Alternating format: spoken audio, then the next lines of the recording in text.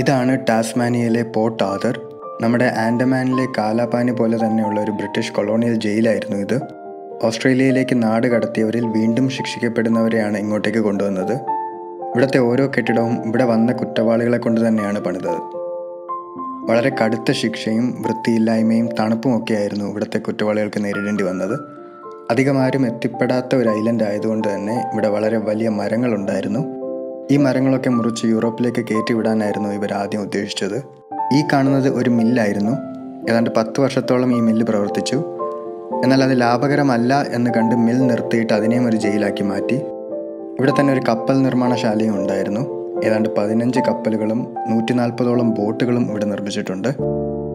അമേരിക്കയ്ക്ക് സ്വാതന്ത്ര്യം കിട്ടിക്കഴിഞ്ഞ് ബ്രിട്ടീഷ് പ്രിസണേഴ്സിനെ അങ്ങോട്ടേക്ക് അയക്കാൻ പറ്റാതായപ്പോഴാണ് അവരെയൊക്കെ ഓസ്ട്രേലിയയിലേക്ക് അയക്കുന്നത്. കുട്ടികൾക്കായിട്ടൊരു സെപ്പറേറ്റ് ജയിലും ഇവിടെ ഉണ്ടായിരുന്നു. അവരെ മറ്റ് തടവുകാരിൽ നിന്നും അകറ്റിയാണ് നിർത്തിയിരുന്നത്. എന്നാൽ ഇവരെ കൊണ്ടും പണിയെടുപ്പിക്കുമായിരുന്നു. ഇവിടുത്തെ ഏറ്റവും പ്രായം കുറഞ്ഞ തടവുകാരൻ 9 വയസ്സായിരുന്നു. ബ്രിട്ടീഷ് എംപയറിൻ്റെ കീഴിലുള്ള രണ്ടാമത്തെ കുട്ടികൾക്കായിട്ടുള്ള ജയിലായിരുന്നു ഇത്.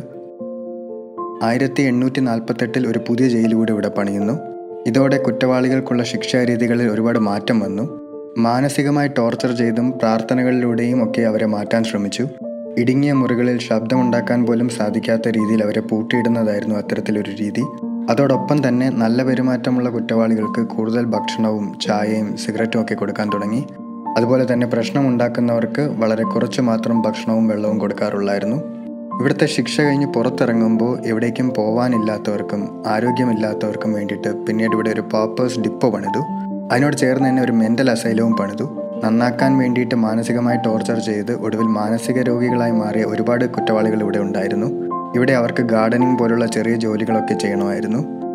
പുതിയ കുറ്റവാളികൾ വരുന്നത് കുറയുകയും പഴയ കുറ്റവാളികൾ പ്രായമായി അവർക്ക് പണ്ടത്തെ പോലെ പണിയെടുക്കാൻ പറ്റാണ്ടായി വന്നതോടെ ഇവിടുത്തെ ജയിലൊക്കെ പൂട്ടി.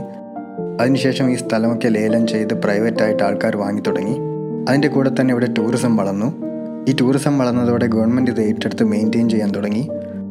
ഇപ്പോൾ യുനെസ്കോയുടെ വേൾഡ് ഹെറിറ്റേജ് സൈറ്റുകളിൽ ഒന്നാണിത്. 1800കളുടെ അവസാനം ഉണ്ടായ തീപിടുത്തത്തിലാണ് ഈ കെട്ടിടങ്ങളെല്ലാം ഇങ്ങനെ നശിച്ചു പോയത്.